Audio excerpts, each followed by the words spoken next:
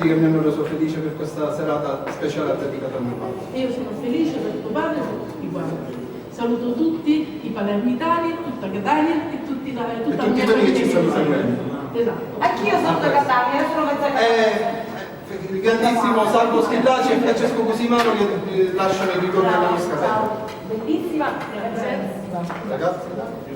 Grazie, grazie.